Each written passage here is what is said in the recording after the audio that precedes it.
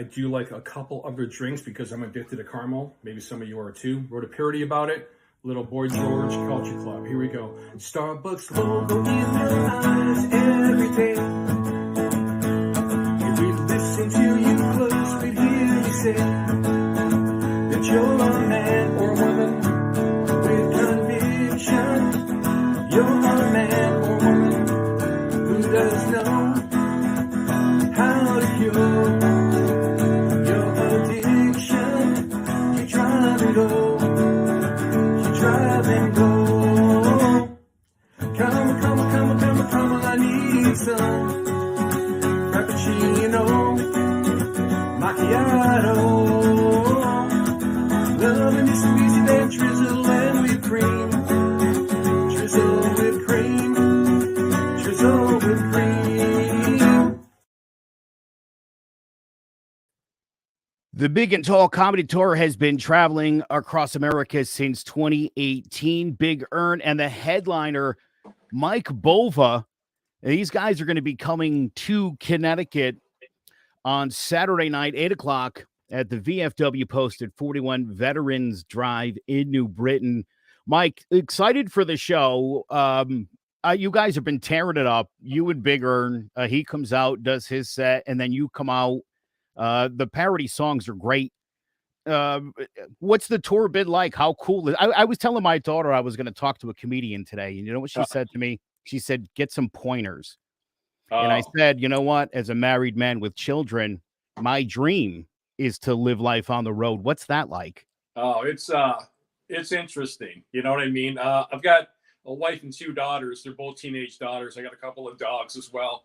And let me tell you how interesting it is. Like, I was out in Hollywood and I was out in LA with a bunch of celebrities. We did a star-studded show, a fundraiser at the Beverly Hilton.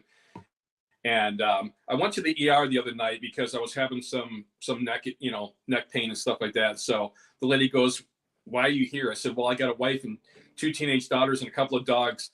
I needed some alone time." And she's like, "You came here?" I'm like, "Yeah, it was an emergency." So it's tough, man. You got to find that balance between home life and life on the road. Like, I'm planning on doing a 3-week tour in September, going out to Las Vegas, doing a couple of shows there, and back to California, then dropping down to possibly Arizona, but definitely Texas, and then driving home. I'm driving out there this time, not flying out, because I've got a bunch of veterans fundraisers, and I need to have all my equipment with me, so I'm bringing my my van out.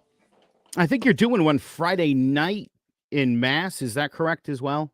Yeah, so we're in Medway, Massachusetts, doing one there for VFW, and then the next night, New Britain. It's Armed Forces Day weekend, so Ovi, who who's with the VFW in New Britain, said to me, "I'd like to have the show on Armed Forces Day," and so I talked to Massachusetts. We try to do a weekend, a couple hours apart from each other, so it was a perfect fit to do a VFW in Medway, Massachusetts, and we love raising money for vets. I want us to have a good time and have fun here and stuff. Before we do, though, I've done a lot of work with this VFW. I know, you and Big Earn obviously are out there. Everyone's always talking about the veterans and how important it is and how important they are. Not everybody's putting their money where their mouth is. Yeah. So kudos to you for doing that. Super excited that you're going to be here. I'm glad you busted the guitar out. The guitar here. Is anything you're working on here that you want to bounce some stuff off us? We're happy to hear it.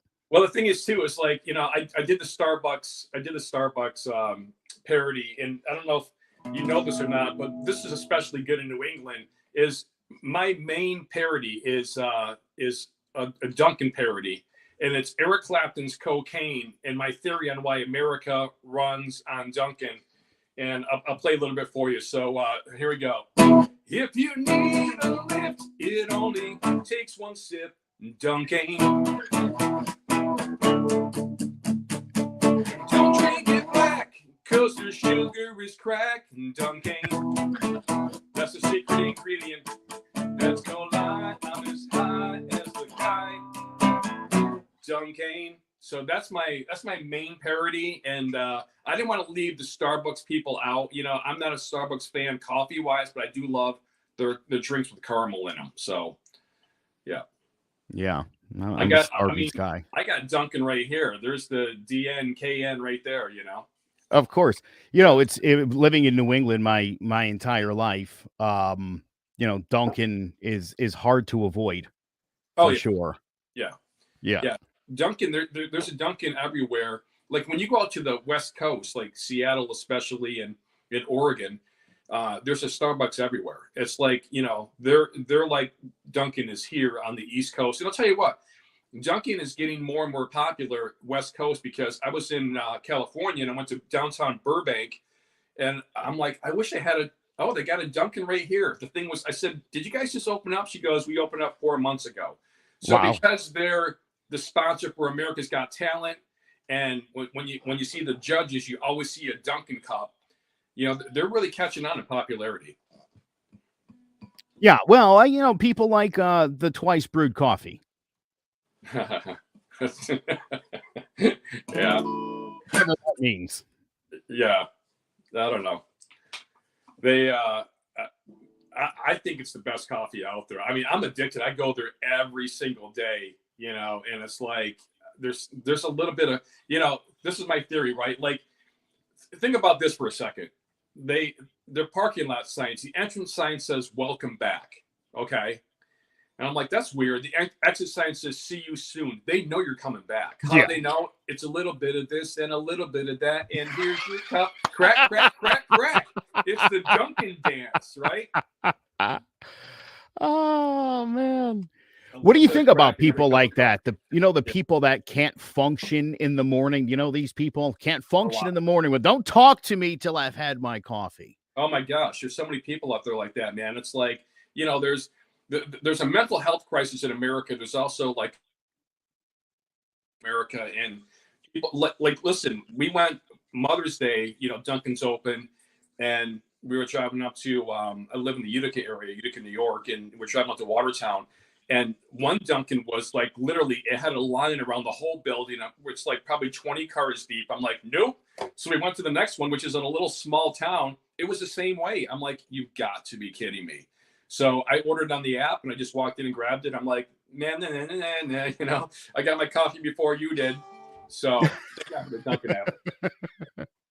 I was like, I got it. And so my wife's like, can we get it in Watertown? I'm like, drive an hour without Dunkin'? No, we need it, you know? Yeah. Oh yeah. We went to my mother-in-law's for Mother's Day on Sunday. Stopped it, got Starbucks on the way. This was kind of interesting, and I'm not making accusations. I got food poisoning, apparently, at my mother-in-law's house, eating. Yeah. And I was the only one, apparently, that got sick. Maybe it was a Starbucks.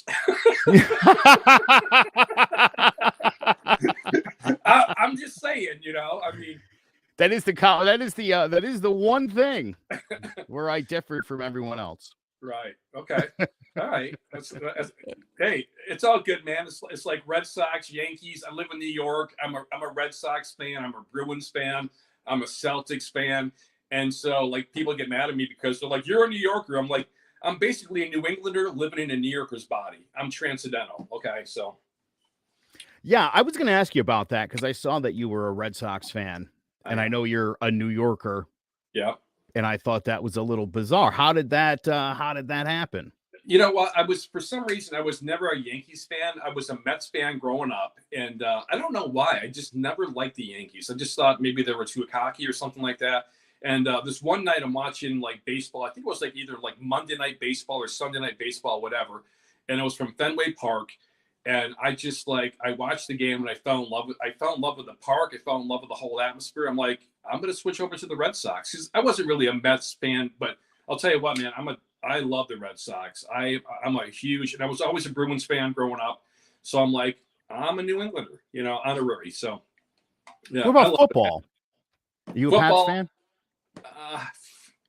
I'm a Cowboys fan. I don't know what happened. I'm not sure what happened, but I watched the Cowboys one time from, you know, and America's team. And I don't know, I was influenced as a young kid. So before that, I was a Bills fan. So back then it wasn't like it is today, like Bill's Mafia, which I'm Italian, I'm Sicilian, so Yeah. I would have been Bill's Mafia, but back then it was like the Bills sucked. You know what I mean? So Yes. like, I gotta pick a different team. So the Cowboys were like, all right, and yeah, I do love the Pats, I do, but I'm they're like my second favorite team, but I'm a Cowboys fan.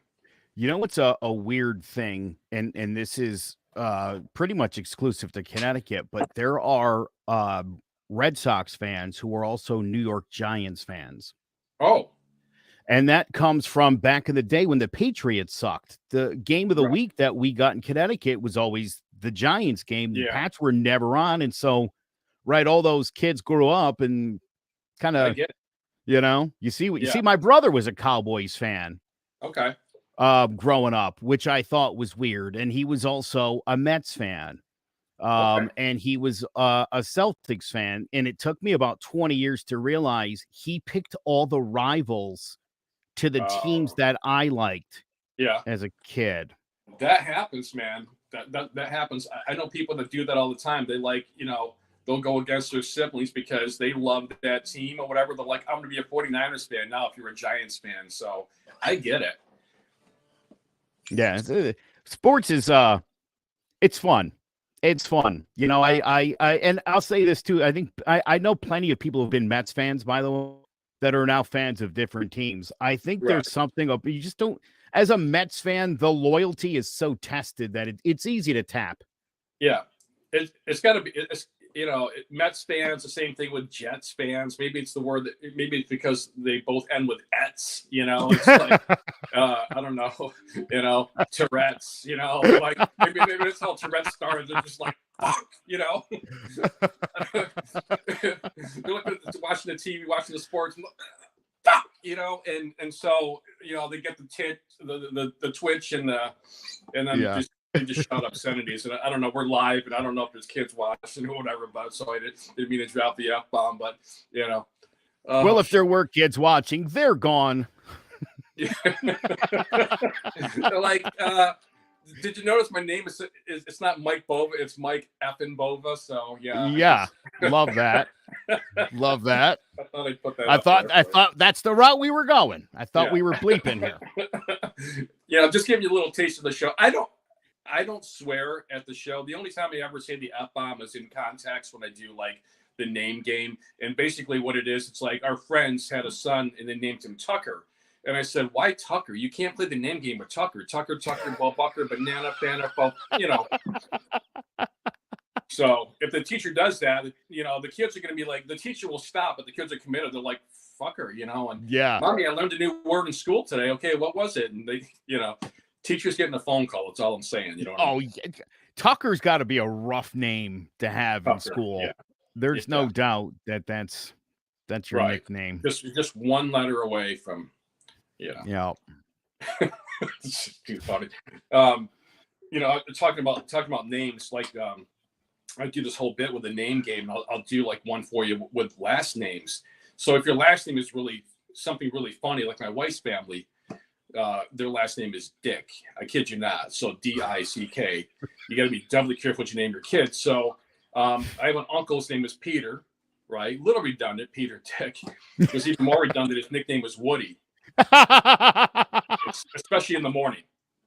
And then, if your last name is Dick, you don't want to name your son Harold, right? Or Harry for short. And my dogs are barking. I'm sorry about that. Hold on one second. Shut up! And then if you have a daughter, you don't want to name her Anita. Yes. All right. That Can you imagine that at a speed? You're at a speed dating event. It's like, hi, what's your name? Anita Dick. Whoa. It's really a speed dating event, and I can help you out there. Yeah. So my dogs will stop barking in a second. So, and then I do have a cousin. Her name is Anita Dick. And it's Come on, really? I'm really sorry. No, it's all good. Boys. The dogs are adorable, by the way. Yeah, they're adorable, but they're they're in the act, and I do put them on social media and stuff like that. I've got they're Maltipoos, and you're thinking, oh, cute, Maltese and Poodle. No, Malta means many, and Poo means poo. It's like Native American for dogs who shit a lot. Okay, so But one's a 15-pounder. He's a mini. One's a toy. He's a little 4.5-pound, and he likes to hump. And it's pretty bad. So I take him out, and I goof around with people to because I'm walking these dogs. I wanted a big dog. I wanted a Rottweiler. I'm walking these dogs. I'm like emasculated. My wife and kids wanted these little dogs, and like, what's your dog's name? I'm like, that's Bone Crusher, and the little one's Killer. Sometimes I'll say, now the little one's name's Humper, and they're like, you mean Thumper? No, just give him a minute. You'll see. Oh, that's too fun. We have 3 cats, and my kids want a dog, and I feed the cats. I clean up after the cats, and they were like, we want a dog. And I said, I don't want a dog. Yeah. So that's a lot more work for me. Right. You're on the road a lot. I assume the wife and kids take care of the pups pretty good. The wife does. Yeah. I mean, the kids, it's like she'll tell the kids, why is your water dish bone dry? And she's like, how long has it been? Dogs are like, they're over there like parched, they're like, they're trying to find anything, it's like some vodka, whatever, something to quench their thirst, but, so my wife's like, you got to wash their food and water, but, they will occasionally, but the wife takes care of them. We got fish. She feeds the fish every morning. She talks to them like she's Snow White, or Cinderella, whatever, hi, little fishies and all that stuff. I'm like, they don't understand what you're saying. They just want food. Just feed them, Stop talking to the fish, Oh, look, the darkness is coming, and then the food falls into the bowl. We get that. Exactly. Yeah. Like, we love you. Yeah, they love the shadow, basically. They can't even see the tank's down here, They like the shadow and then the flakes falling. That's what they're looking forward to. Right. That's their big excitement for the day. Do the fish have names? They must have names, right? We only named the, we got a beta. We only named the beta, and it's like, we had one that was red. We called it Red Boy, and I'm like, let me guess, the other one's Blue Boy, or Blue Balls. We'll call him something. He's single and lonely. Blue Balls. Oh Lord. Mike, let me ask you this. A lot of comedians I know.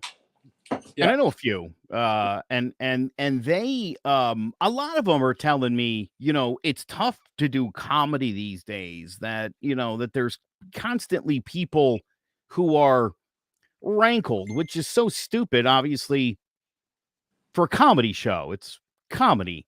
Yeah.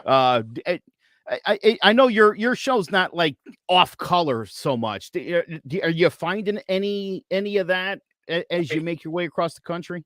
Well, just so you know, I do a little, I do go a little blue, and I do have some really tasteful LGBT references, real quick in and out, taste the rainbow, and so it's I don't hit it like Chappelle does. I've had lesbians at my show sitting right in the front row. I've had gay guys at my shows, and laughing hysterically. And so what I do is I give a disclaimer. The disclaimer is gold. And so what I say is, I give the ground rules, silence your cell phones, no talking, use the bathrooms. I've had women tell me after the show I made them pee a little. I did a show recently. I had a woman tell me that I made her shit her pants. She was laughing so hard. I'm like, you didn't need to tell me that, TMI and all that stuff. But it was, during my song, I got a song, but it's a parody of the Eagles' Take It Easy. And I changed the words to diarrhea because, running down the road, trying to loosen my load. What load would that be? So, I'm about to shit my pants and it's diarrhea. So she laughed at the whole song and I literally made her shit her pants. But the disclaimer is I say, listen, and the last thing is we're not politically correct. I said, we're going to say some things that may offend some of you. But listen, at the end of the day, we love everybody, no matter what race, religion, or gender preference. We're just trying to make you laugh. And what comedy is an escape from reality. And so for the next hour and a half, just escape from reality with us. That's all we want you to do. And it's okay to laugh at this stuff, And when people loosen up and you disarm them, the show is great. Nobody walks. I mean, we've had old people at our show. Not one person has walked. So that's my advice to people is give a disclaimer. We love everybody at the end of the day. We're just trying to make you laugh. That's all comedy is.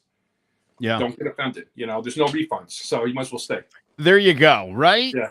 There Never raised you the money go. for that, so you might as well just stay for the show. And you can talk to me afterwards if you have any gripes or whatever, and we'll chat. We'll have a good time, and everybody's happy.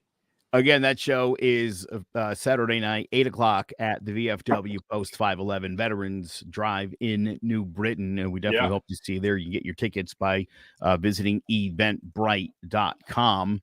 You got another song you want to? Sure, I'll do that. Take it easy one. So, good. Yes. I want to give people a more specific a link. So if you go comedynewbritain.eventbrite.com, you'll go right out to the that'll take you right to the ticket page. comedynewbritain.eventbrite.com. Of course, the brightest spelled BRITE, not the brightest bulb on the tree. You know, let's spell it BRITE. It's like, okay, they couldn't spell. Yeah. All right, so here we go. So, you know, I love the Eagles. I don't understand the lyrics to some of their songs, like this one. First line. Well, I'm running down the road. You like running in a vehicle? You like physically running, right? Trying to loosen my load. And what load would that be? So I just insert funny lyrics here. Cause I'm about to shit my pants. Can't hold it any longer. The pains are getting stronger and I'm doing the poopy dance. Diarrhea.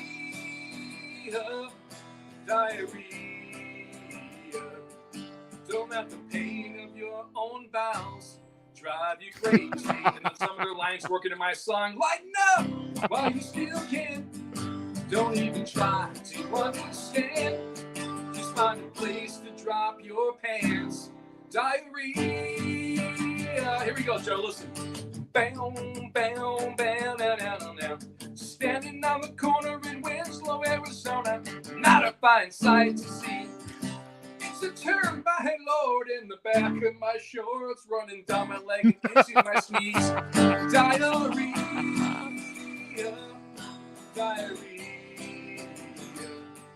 Don't let the pain in your own bowels drive you crazy. Yeah, and then you know what? Listen, we've all been there, right? You're driving around somewhere, and then nature calls. You got to answer it, right? So then you see a convenience store, and you think you're home free, but then you know, because they have a bathroom there. You go up to the bathroom door, you turn the handle, and it's locked. You're like, ooh, ooh, ooh.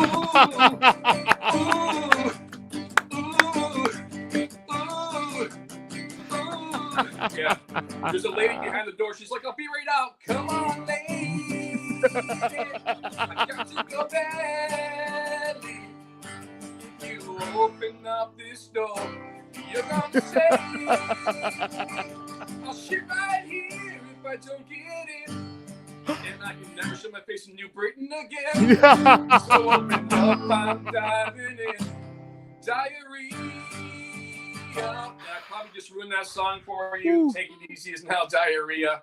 You'll never listen to that song the same way again. You know, it's funny. I worked in classic rock radio for like 20 years, and I've heard all those songs so many times. Yeah, I could. It's there now. Diarrhea. Diarrhea.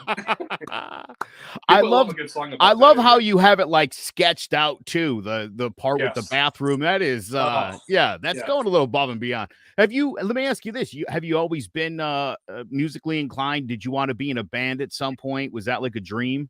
So my first band, I was 9 years old. I was in a band with Kenny Chesney's drummer, who was 5. Yeah, so we grew up 2 blocks from each other. I started out playing drums when I was 4 years old, and then I switched to guitar at 7. And by the time I was 9, I was pretty good in a couple of years, even though I was young.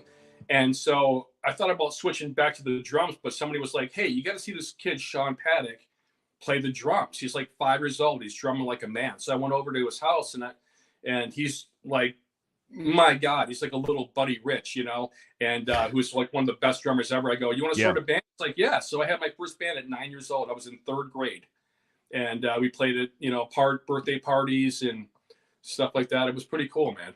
Yeah, always been in a rock band. I gave it up when I was like 24, and then you know, years later I got into comedy stuff. So Sean was playing. He went to Nashville. He got picked up by Kenny Chesney. So we would chat, and I'd be like, "Hey, where are you tonight, brother?" He goes, "MetLife Stadium." He goes, "Where are you?" I'm like, "I'm at Lou's Barbecue." I said, "But I bet you're not. I go, I bet you're not sold out. I bet you're not getting barbecue after the show. So, yeah, MetLife Stadium. I'm like, Jesus. Yeah. Wow. Right. So good for him. Yeah. So I went into comedy, which is cool. I mean, I grew up. It's wild because I grew up a stutterer and I had a huge fear of public speaking. It's amazing what God can work out of you. I never thought that I would be a comedian. Like I used to watch the show Family Ties with Michael J. Fox growing up, and I toured with Skippy. If you remember Skippy, the nerdy neighbor.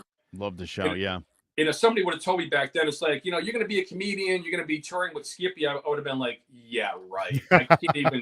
I can't even like get my words out. I stutter and I have a huge fear. Like in the school plays, I'd be like, can I be a tree? I'm tall. I'll just be a tree and don't give me any speaking parts, whatever. I mean, I literally would be so nervous, if I had to speak in front of people. And now it's like, put me in a stadium of 100,000 people. I have no fear at all. It's amazing. So when were you abused? When was I abused? Yeah, we're at the comedy con. How did you go from fear of public speaking to comedy? Something must have happened, no? I mean, I just little by little, I started, like I gave a testimony at church one time about how I was, managing a men's clothing store. And we were the number one store in the country out of 3,000. If you remember, like Oak Tree and Jay Riggins and all these stores, and I had the number one store out of 3,000 in America in New Hartford, New York, so I gave a testimony. I didn't want to. My pastor got me up there and I was like, I am so nervous, man. I was pacing the platform and stuff like that. And when I started to get out my testimony, people started to laugh and I'm like, okay, and then when he went to grab the microphone away from me, I'm like, I still got the mic, man. There's more to the story. Okay. So just back off, pastor, and I think that's when I started to realize that there's something here. And I started off as a podcaster back in like 2009-ish. And I started doing a podcast called The Funny Business Radio Show. I had like Dave Coulier from Full House on my show. I had, an old comedian, Bruce Baum. I had Ed Asner, a famous actor and stuff, a couple of times talking about autism awareness. And so this guy asked me if I wanted to do a show because I said, hey, you're doing a comedy show in Watertown, New York. That's my hometown. He goes, do you want to open up with this guy from Last Comic Standing? He was a semi-finalist. And I said, yeah, absolutely. The guy never asked me if I was a comedian, if I had ever done comedy. And it never came up. So I said, all right. He goes, I want you to co-headline 45 minutes on stage. What? And I'm like, wow. I go, okay.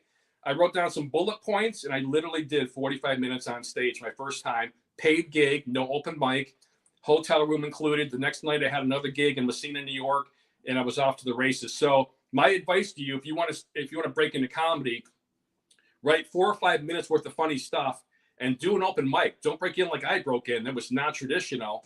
And all my comedian friends are like, you got balls, man. That takes a lot of balls to do that. And that's insane. Yeah, that's how I started in comedy. 45 minutes co-headlining. Well, yeah, that's right. Like for the young comedians, like, hey, Mike, tell us how to break in. I'll go right to the top and just start doing shows paid. Opening for co-headlining with a guy from Last Comic Standing who was a semi-finalist. Go right to the top, man. Who was that comedian? Moody McCarthy. So if you look up Moody McCarthy, he was a semifinalist. I don't know. I can't remember what year he was on. Moody's so funny, really funny guy. And he's clean, unlike me. But he was a great guy, man. He's still doing his thing, headlining shows, touring and stuff like that. So funny. If you look him up, he's got some great stuff.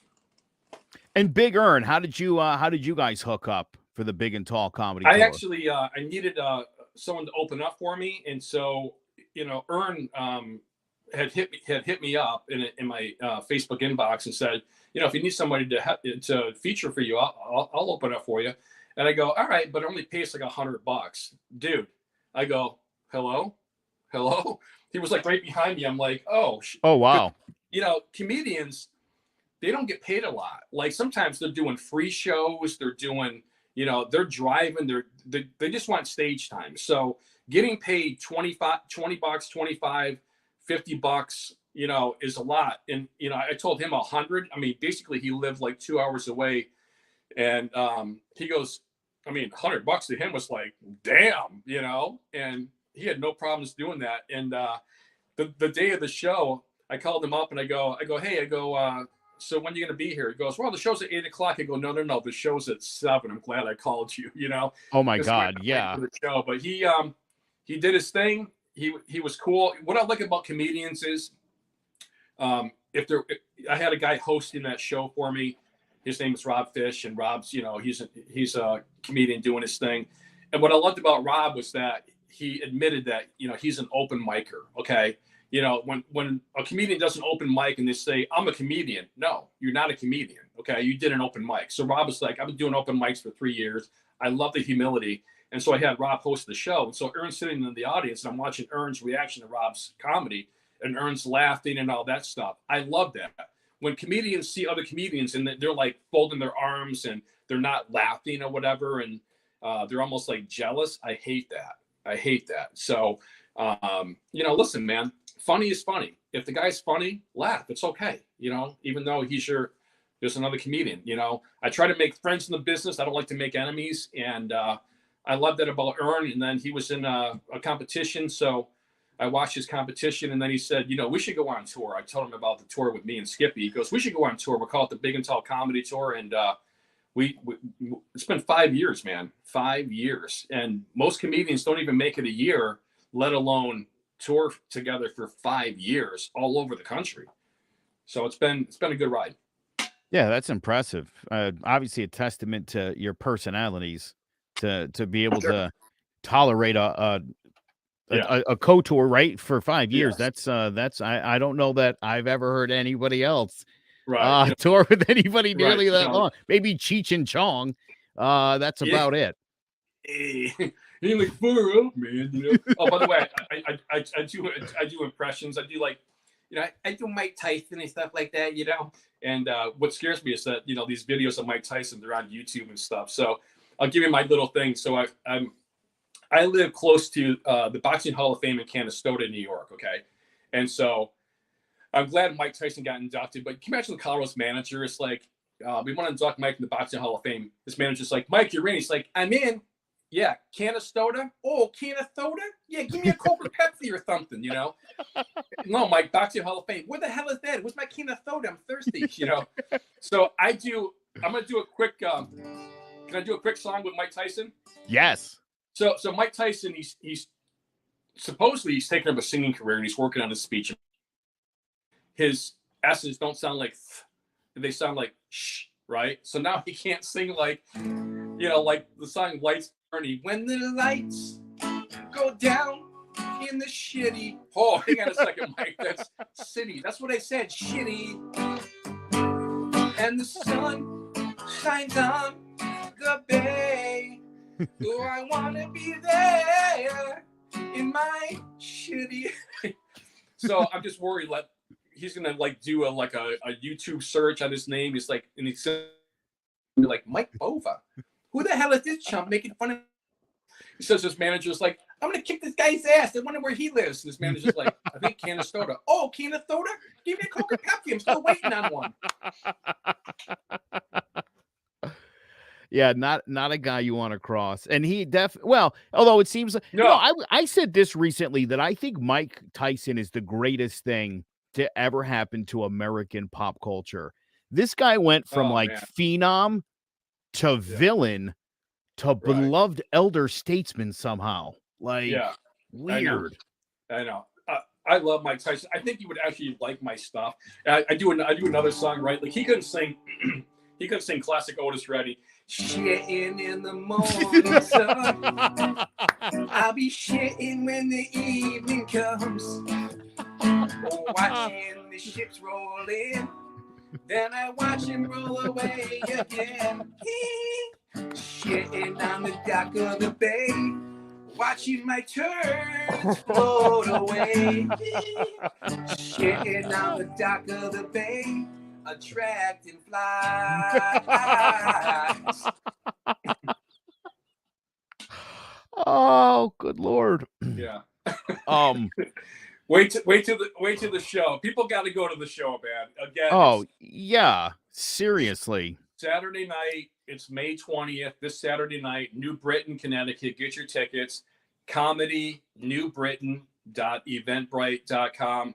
And I'll tell you what, man, my goal is to make people hurt. Like, I love getting, in a good way, I love getting like emails and text messages and Facebook messages saying it's been 2 days, my face and guts still hurt, and listen, it's a good thing. You're using muscles that you haven't used in a while, because let's face it, America, man, you look on the Facebook news and stuff like that. You ever see it? You ever just read through the news stories? I mean, it is like shootings and death and all this other. It's like doom and gloom.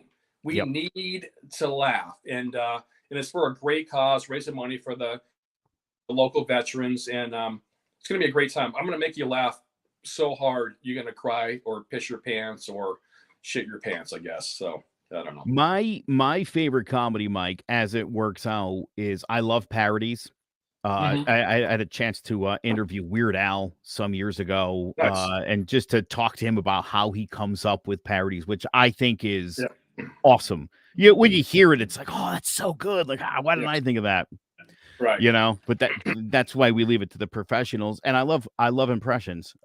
Is my other absolute favorite form of comedy.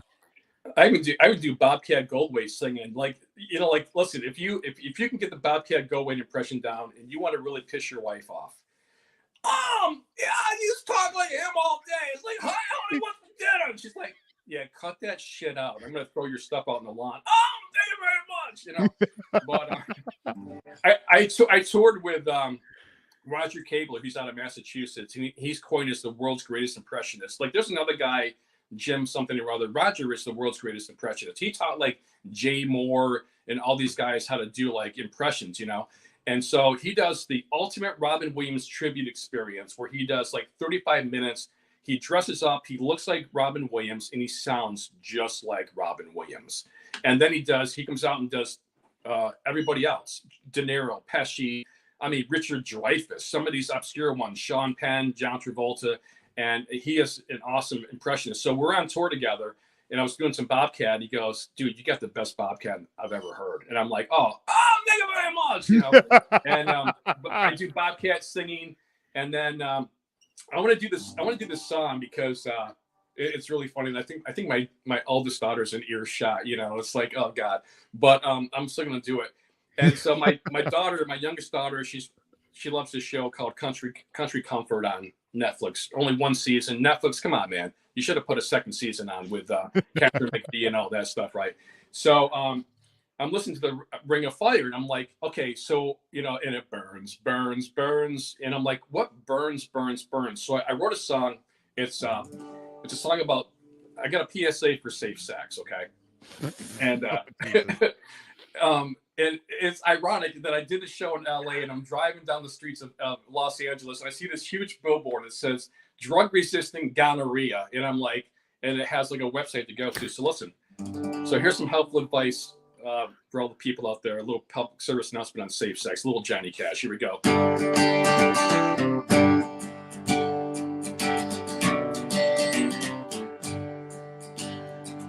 Sex can be a burning thing if you don't protect your ding-a-ling from all these STDs, and protection is the key. I fell into some burning gonorrhea when I didn't put a condom on my Peter, and it burns. My thing's on fire. My thing's on fire. Always wear a condom. Oh, good God, that is great. So I just, they just pop into my head. I just like, okay, all right, I'm just gonna go with it. I just start to write it out and work on it, and that's how a parody comes. It's too funny, man. Too funny. In my house, we love to parody a couple of lines in a song. Sure. And again, I think it's generally the most obvious lines, right? Again, to sit there and put a whole song together, right? That is Again, this is kind of weird, but most parodies that we're all aware of are Yeah. good, right? It's you rarely would ever see a bad parody. Now that I'm thinking about it, Right. Yeah, right? I mean, some are funnier than others. Like people compare me to Weird Al, and somebody told me last night that, like, Eat It wasn't really funny, but the video made it funny. Yeah. Eat it, eat it. Okay, it's cute, whatever. But I want mine to be like, when you hear the song, you don't need a video. You can just paint the picture in your head or whatever. I mean, Right. Things on Fire is pretty, but I want to be super unique and super funny, and you don't need a video for it. And I want it to almost be like with Duncan, the Duncan song. It's like I do a line and I'm basically setting it up, and then the next line is a punchline. So I want it to be super funny. Like, another part of that song is like, for some extra rock, just had a terrible shot and Duncan. And then I tell people, I said, they have liquid sugar there. And in the drive-through lane, they'll shoot it right in your vein, Duncan. Right? So that's no lie. I'm as high as a kite. Duncan. If Duncan had any balls at all, they would take that song and just use it as, they would sponsor my show and especially raise the money for veterans. I wish Duncan would just sponsor my tour and, it just welcome the Duncan song. Because people do like joke around. They're like, yeah, it is liquid crack, Yeah, well, it occurs to me that they've been parodied pretty heavily on SNL over the last couple of years. Yeah. I assume they probably have a sense of humor, because that would be, yeah. that would be great. This Right. song, that song would be a great commercial right Yeah, there. it would. Yeah. And then I even talk about the food. I go, if you want to get lit, order a box of Munchkins and Dunkin'. And then the last line is, and if you don't eat this glaze, you won't sleep for days, Dunkin'. That's Dunkin'. I even have people, I'm like, help me out with the last one. It's no lie, I'm as high as a kite. What?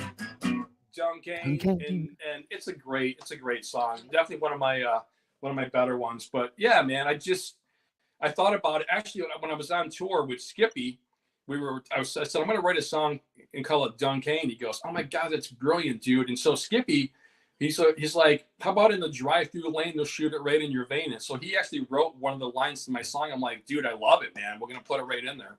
That's really dope. Skippy. What is Skippy's real name? You don't call him Skippy. Yeah, it's Mark Price. And Mark Price. Yes. Okay. Mark Price. I went out to, he also starred in the movie. Does he still tour? He does. Yeah, he tours. Oh, no kidding. So he came up here and we toured. We did I want to say we did 23 shows in 21 days, and it was a different city every day. And so Mark, like me, he's a media whore, so anytime he gets a chance to do a TV interview, radio interview, he'll set it up. And so I remember we were in Goshen, New York, I think it was near Port Chester. And so I'm in the hotel. They gave us a to-go bag with food. It was fish fry and fries, and we're eating at 12 o'clock at night. We're eating at midnight. So, and we had to be up at 4 o'clock in the morning. We're driving to Albany to do a early morning TV interview. So we eat the food, we go to bed, we wake up, and listen, I didn't have a drop of alcohol or anything. I wasn't drinking, and I had a food hangover. I'm literally, I woke up, I felt sick. I'm like, Mark, I don't know, man. I go, I got to get some ginger ale or something. He goes, well, if you don't make the interview. And we left there. We drove, did the TV interview at 6 a.m. in Albany. And I mean, you wake up in a different city. You don't even know what day it is. You don't know where you are. I mean, I didn't even know where I was. I'm like, oh, we're in Goshen. Okay. We got the room with a Goshen view, and Mark goes, I said, ask him if we got a Goshen view. And the guy's like, he's probably heard that before. He goes, no, I haven't heard that. That's hilarious, man. We got a room with a Goshen view. Oh, that is hilarious.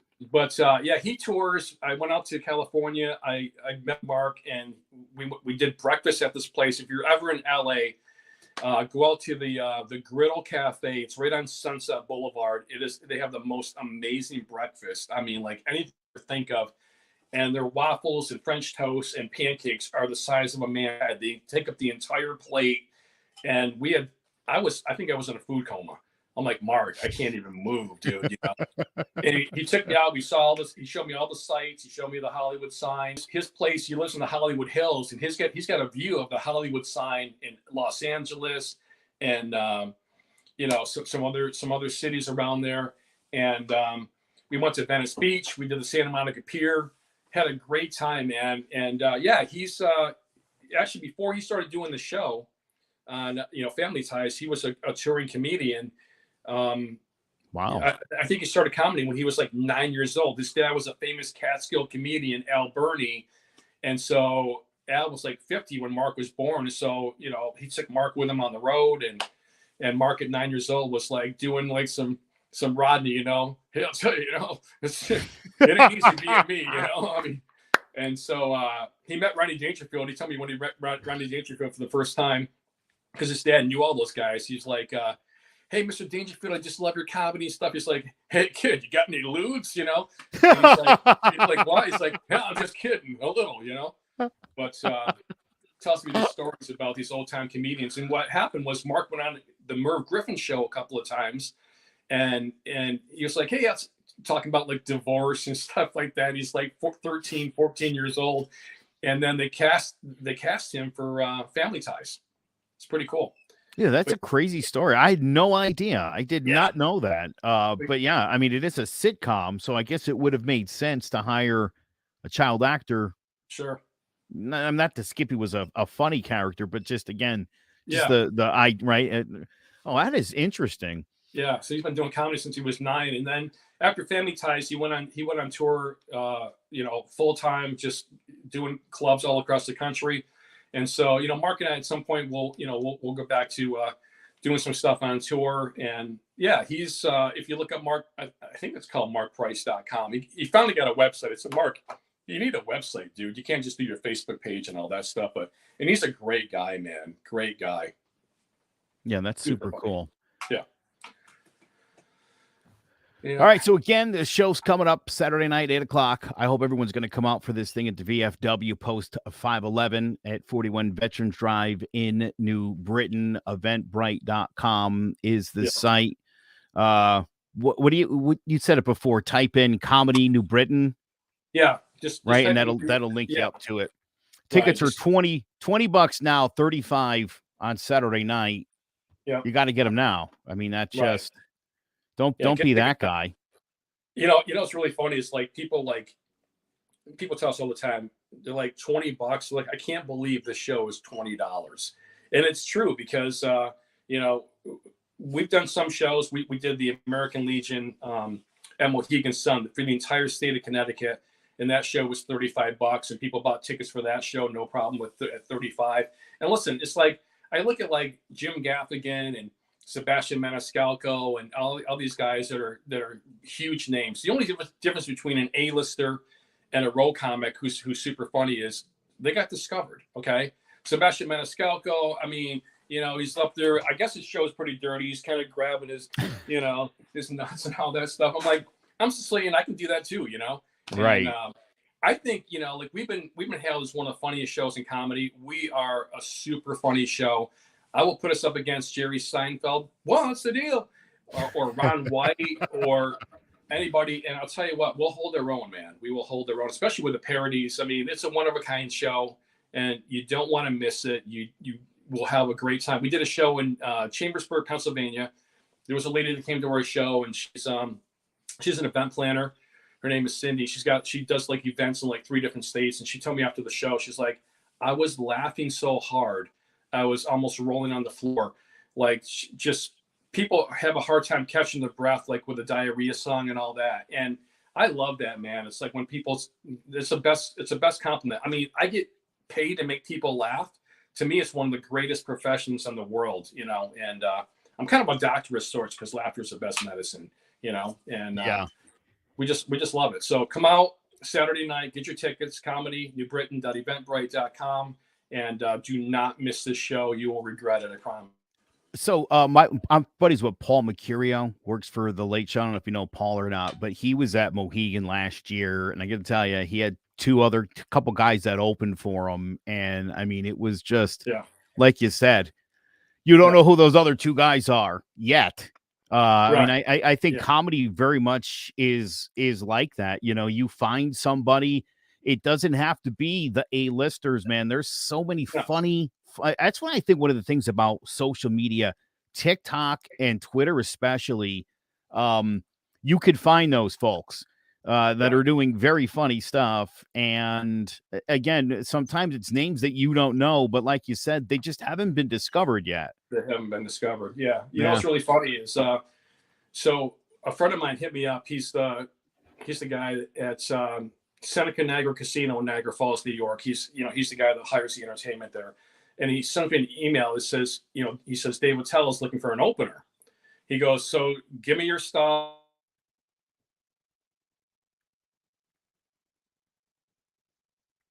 I sent a clip over, and he goes, I got good news and bad news. He goes, the bad news is Dave's bringing up an opener. He said, the good news is he saw your video and he wants you to host the show. And I said, cool. And Dave Attell was so awesome, man. He was so cool. I go, so how long do you want me to go on? He goes, just, do whatever you want, And I said, all right, cool. And so I was up there for like 20 minutes, just hosting the show, doing my thing. I brought my guitar, I'm doing some bass. And then we did a second show that night. And he goes, I want to go longer this time. And I'm like, okay. Wow. And yeah, it was so cool. And I saw a bunch of people after the show, and we're at the bar and talking to some people, whatever. And there was people there from Canada, which was really cool. Some people there from Texas, a couple from Texas. And I said, you guys love the show? They're like, listen, Dave was funny and Louis was funny, but you took it tonight. And I'm like, really? Nice. And I think the reason they said that is it's hard to follow the parodies. You know what I mean? You go from musical comedy to back to stand up. And I think that's the reason. But I was like floored. I'm like, I really appreciate that. And a couple. I love Dave Attell. That's a funny dude, man. That show he used to have on Comedy Central was hilarious. Yeah. He's a funny dude. That's wow. What a compliment to you, man. Oh.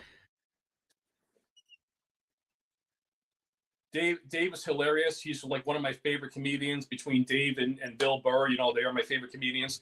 And so I was floored. I'm like, and people were agreeing with them. I'm like, really? And so I was like shocked. But that couple from Texas, I said, what are you doing here from Texas? The guy goes, I'm going to my brother's wedding in Pennsylvania. So his girlfriend says, you want to crash a wedding tomorrow? And I'm like, no. I go, that is crazy that I'm here in Kingsley, Pennsylvania, crashing a wedding. I literally went to the wedding.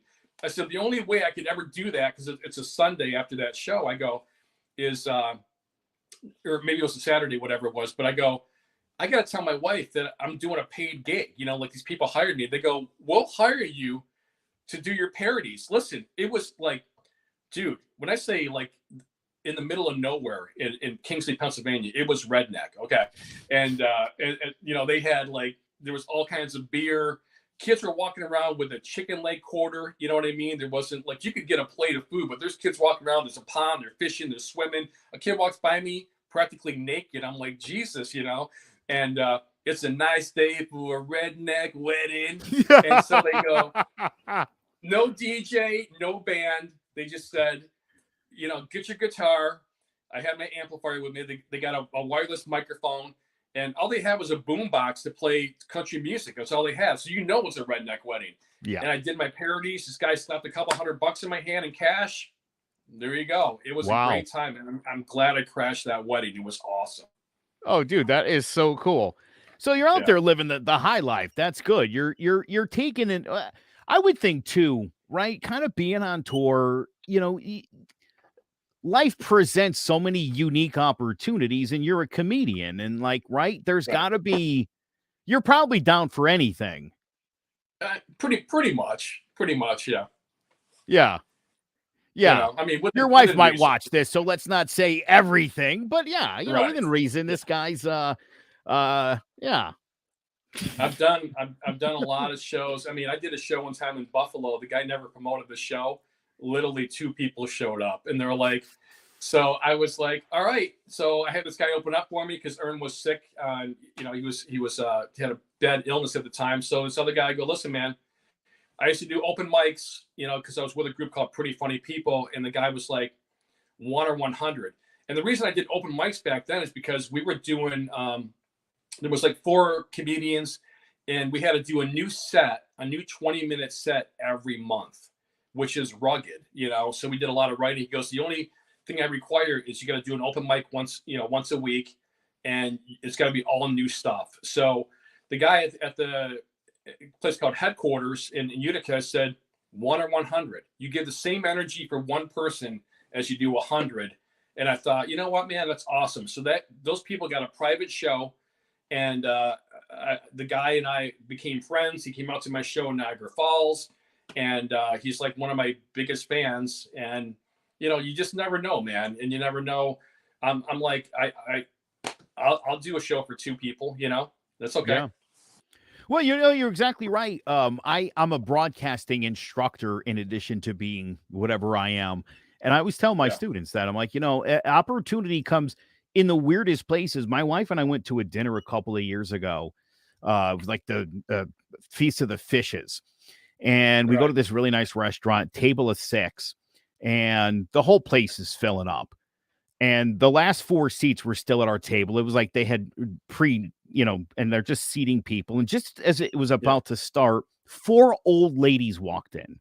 I mean, like Golden Girls, old ladies. And I was like, oh my God, this is our night. We're going to, Mike, I got to tell you, all 4 of those women, well, one of them was a brain surgeon. The other 3 are all college female athletic coaches, including Michigan's head coach. She's the all-time winningest softball coach in NCAA history, Carol Hutchins, who also sued Magic Johnson and got on the Title IX lawsuit.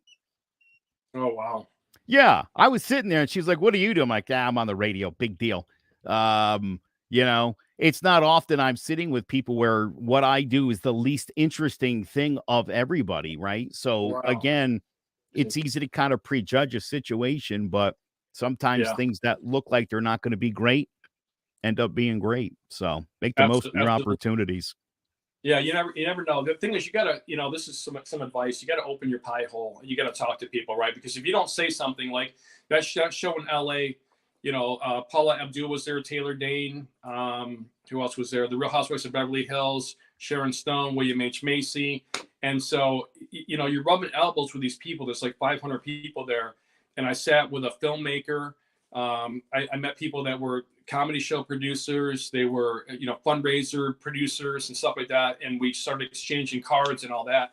You just never know, man. But you gotta say something, open up the conversation. And because like this lady at the table was like, she's like, do I know you? And everybody's like, nope, you don't know me. You don't know me. She goes, we're like the table of nobodies, right? And so I started asking her, I said, what do you do? She's like, I'm a filmmaker. And I go, okay. And she was originally from Virginia, moved out to the West Coast. Her husband's like a doctor, internal medicine. And we had the best time. And, I said, when I come back out to LA, she introduced me to people, and she's like, I want to do a show with him. And you just never know, man. You never know. Like, I'm always optimistic. Like, it's like, what doors are going to open for me today? What doors is God going to kick open that I can just walk into? And I'm always optimistic, man. Yeah, it's the right way to be. MikeBova.com is his website. NorthAmericanComedy@gmail.com if you're looking to book Mike Bova. Very funny man. Again, the Big and Tall Comedy Tour is coming to New Britain, Connecticut, Saturday night, 8:00 at the VFW Post 511. It's at 41 Veterans Drive in New Britain. Again, raising money for the veterans. Go to eventbrite.com. Type in Comedy New Britain. Again, everybody wants to help the veterans out. Here's a great opportunity to do just that and to laugh your ass off in the process. Mike, I tell you, there's nothing I love better than the next day after a comedy show. Like you say, the face hurts from laughing so hard, man. I really look forward to see you this Saturday night. And I'm going to hit you up in a little bit. We're going to have you on the radio on Friday on WICC 600 AM. So I appreciate you coming to Connecticut to raising the money for our friends at the VFW and for giving me your time. I really appreciate it, dude. Yeah, thanks, man. Appreciate it. All right. Well, we'll see this guy Saturday night right here at the VFW in New Britain, Connecticut.